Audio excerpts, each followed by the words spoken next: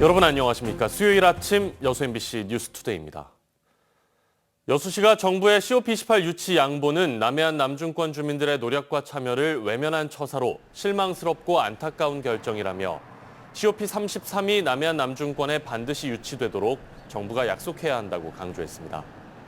여수시는 입장문을 통해 이같이 밝히고 2028년 개최 예정인 COP33을 반드시 유치할 수 있도록 남해안 남중권 12개 시군 주민들과 함께 최선을 다하겠으며 여수세계 박람회장 활성화를 위해 컨벤션 센터 추가 건립과 마이스 산업 육성에도 힘을 쏟겠다고 덧붙였습니다. 일부에서는 이번 정부의 결정이 다수의 지방자치단체들이 COP28 유치를 역점 시책으로 설정해 별도의 직제와 민간기구를 운영해온 점을 감안할 때 지나치게 일방적으로 이루어졌다며 당혹스럽다는 입장이어서 당분간 논란이 이어질 것으로 보입니다.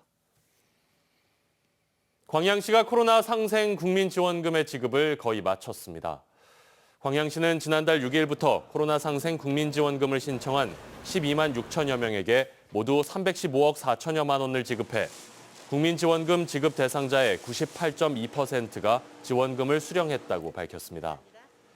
국민지원금은 광양시 지역사랑 상품권 가맹점에서만 사용이 가능하고 올해 말까지 사용하지 않으면 사용 잔액이 국가와 지자체로 자동 환수됩니다. 여순사건 특별법 제정 이후 첫 위령제와 추념식이 어제 여수에서 엄숙하게 거행됐습니다. 73년 만에 희생자와 유가족의 명예회복을 공식화하는 새로운 시작, 원년의 의미가 강조됐습니다. 최우식 기자가 보도합니다. 묵념.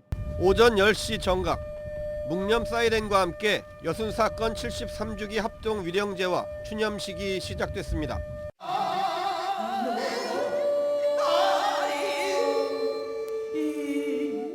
여순 11구 진실의 꽃이 피었습니다라는 주제로 정부가 주관하는 첫 추념 행사는 사건 발발 73년 만에 여수에서 엄숙하게 거행됐습니다. 민간인 희생자들의 한은 73년의 시간을 넘어 여전히 후손들의 가슴 속에 전해지고 있습니다. 손가락총에 끌려 나온 할머니는 지게 작대기 두세 개가 부러지도록 맞아 그 자리에서 실신하였습니다. 여순사건 특별법 제정 이후 국가가 희생자를 추모하고 유가족을 위로하는 첫 행사라는 점에서 올해 추념식은 의미를 더했습니다. 여순사건은 대한민국 현대사에서 우리가 아직도 풀어내지 못한 가장 아픈 손가락입니다. 많은 시간이 지났지만 결코 흘려보낼 수 없는 아픈 역사입니다. 또한 내년 합동 위령제에는 새로운 민주정부 4기 대통령님을 모시고 이곳을 찾겠다는 다짐의 말씀을 함께 올리겠습니다. 이번 위령제는 앞으로 진행될 진상규명과 명예회복을 위한 여정을 감안할 때 또 다른 시작의 의미이기도 합니다. 진실화해위원회에서 여순사건의 진실규명과 유족들의 염원이 쉽게 해결될 수 있기를 간절히 소망하고 협력하겠습니다. 73년 만에 진실의 꽃을 피운 여순사건. 이제는 진실의 열매를 맺기 위한 적지 않은 과제를 남겨두고 있습니다. MBC 뉴스 최우식입니다. 73년 만에 성취해낸 특별법이라는 성과는 감격스럽지만 이제 겨우 시작이기 때문에 축하하기에는 이르다는 목소리가 높습니다. 특히 특별법 시행령 초안이 완성 단계에 이른 것으로 알려졌는데 여전히 보완할 부분이 많다는 지적이 나오고 있습니다. 조희원 기자입니다. 지난 1기 진실화해위원회 조사 당시 각각 563명, 1,318명이 희생된 것으로 조사됐던 광양과 구례. 당시 전남대와 동아대가 용역을 받아 유일하게 직권조사를 진행해 피해 규모가 비교적 컸습니다. 반면 신청조사로 진행된 고흥에서는 실제로는 1,000명이 넘는 희생자가 발생했지만 고작 41건의 피해 신청만 접수됐습니다.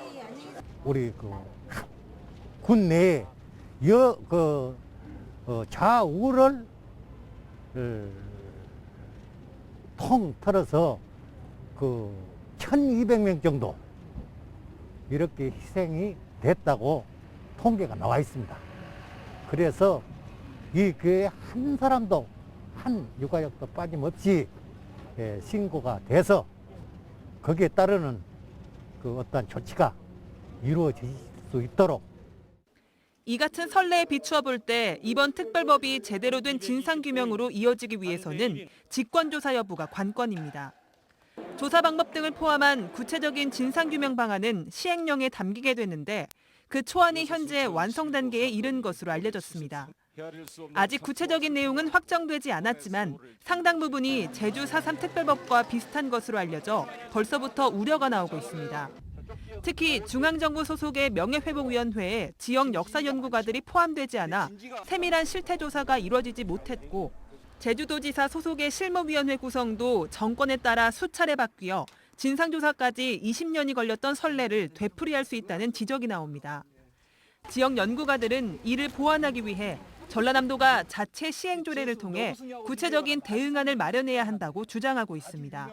이게 중앙 보지 말고 전라남도 조직기구를 공무원으로 두지 말고 조사국을 만들어 사업부를 만들어서 여기를 민간 전문기구로 만들고 순천, 여수, 광양 이 지역의 각 지역에 조사요원들을 양성할 수 있는 예산을 편성하게 만들어서 교육을 시키고 그래서 직권조사가 내려지면 바로 할 수 있게끔 해야 돼요.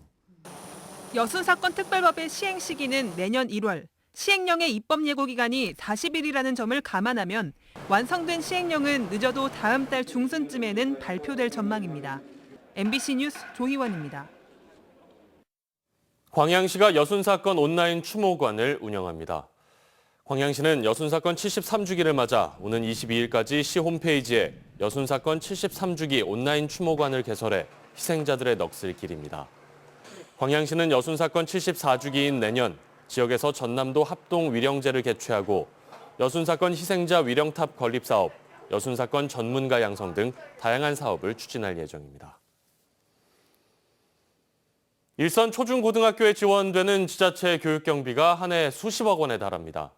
순천시 의회가 조례 개정을 통해 이 교육 보조금 대상을 확대하려고 하자 학교 측이 반발하고 있는데요.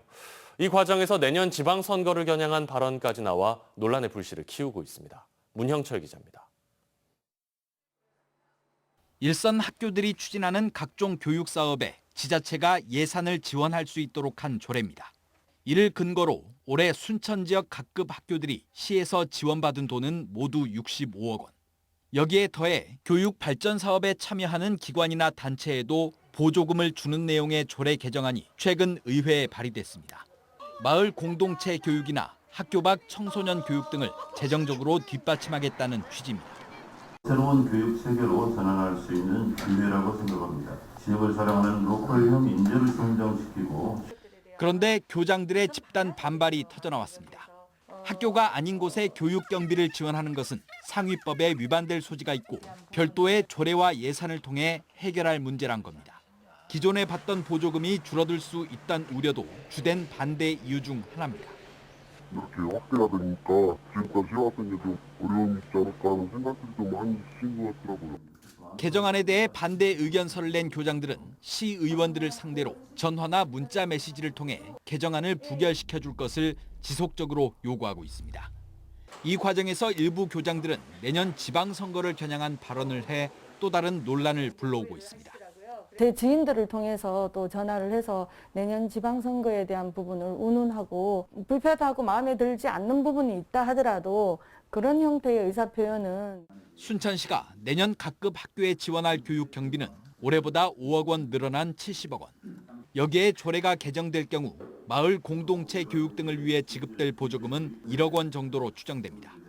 일단 순천시 의회 문화경제위원회는 해당 개정안을 보류하고 이르면 이달 말쯤 토론회를 열어 의견을 추가로 수렴하기로 했습니다. MBC 뉴스 문형철입니다.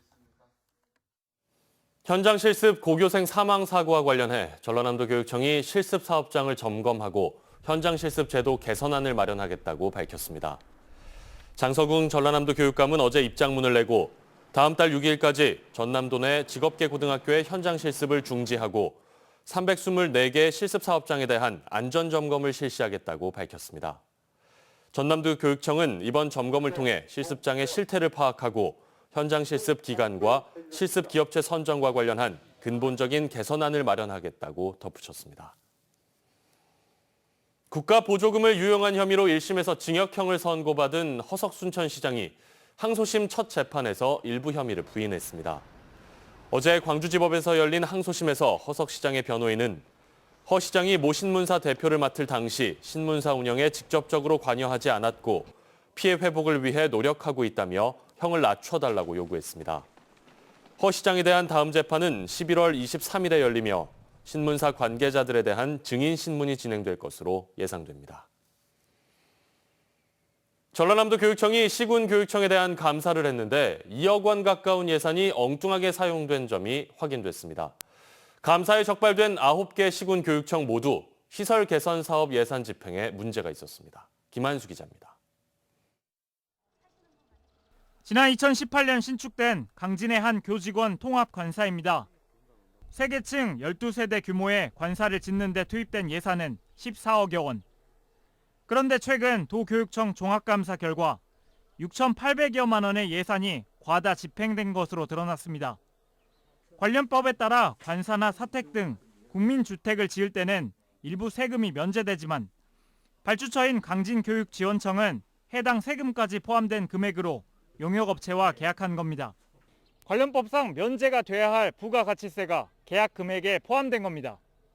직원의 단순 실수로 빚어진 일이라는 것이 강진교육청의 설명. 영역 줘가지고 이렇게 했던 건데 설계사무소에서도 이제 그 부분을 이제 놓친 거죠. 이제 거기 이제 팀원들이 이제 인원도 많지도 않았고 이제 검토할 수 있는 그런 부분들이 어떻게 보면 조금 이제 좀 취약하게 된 부분들은 이제 상당히. 2년 전 학교 강당 등 관내 16개 교육시설에 내진 성능 평가 용역을 실시한 장흥교육지원청. 이 가운데 4개 건물만 별도 보강 공사가 필요하다는 결과를 받았지만 16개 건물 모두에 해당하는 보강 공사 방안 비용을 지출했습니다. 쓸 필요가 없는 돈 800만 원을 쓴 겁니다. 근데 이제 그 업무에 대해서 많이 이렇게 안 하다 보니까 좀 미숙했던 것 같아요. 올해 도교육청은 9개 지역 교육지원청에 대해 종합감사를 실시했는데 공교롭게도 9곳 모두 교육시설 개선 사업에 빈틈이 발견됐습니다. 교육청은 그러나 모두 담당 직원의 단순 실수, 업무 미숙 탓이라며 내부 징계로 마무리했습니다. 특히 공사 쪽은 좀 많이 자주 나와요, 이런 부분들이. 이제 이걸 뭐 색다르게 보실 필요도 없고요. 이제 말하자면 업체 쪽에서 돈을 더 받아준 거죠. 자기도 또 모르고. 전라남도 교육청은 1억 8,900여만 원을 회수 조치했고 36명의 공무원들에게 경고나 주의 조치를 내렸습니다. MBC 뉴스 김한수입니다. 민주당 고흥군수 후보 선출을 위한 예비경선 절차가 오늘부터 진행됩니다. 민주당 전남도당은 오늘과 내일 이틀 동안 고흥 지역 권리당원 투표를, 이어 오는 22일과 23일에는 일반 군민 여론조사를 실시한 뒤 이 결과를 각각 50%씩 반영해 2명의 경선 후보를 선출할 예정입니다. 고흥군수 예비경선 후보자는 공영민 전 제주발전연구원장과 김학영 전 고흥경찰서장, 박진권 전남도 의원과 송영종 전 순천부시장, 장세선 전 고흥군 의원 등 모두 5명입니다. 광양항의 올해 컨테이너 물동량이 감소한 것으로 집계됐습니다. 여수광양 항만공사에 따르면 올해 들어 지난 8월까지 광양항에서 처리된 컨테이너 화물은 6m 컨테이너 기준 136만 2천여 개로 지난해 같은 기간과 비교해 5.4% 감소했습니다. 광양항의 물동량 감소는 환적 화물의 감소에 따른 것으로 분석됐습니다. 인구 소멸 위기 극복을 위한 법안 제정이 시급하다는 주장이 제기됐습니다. 국회 서삼석 의원은 정부의 인구 감소 지역 지원 대책 발표를 크게 환영한다면서 인구 소멸 위기 지역의 일자리 창출과 생활 인구 확대 등 종합적이고 중장기적인 대책이 가능한 제도적 장치로서의 법안 제정이 필요하다고 강조했습니다. 서삼석 의원은 인구 소멸 위기 지역 지원 특별법 제정안을 21대 국회 1호 법안으로 발의한 바 있습니다.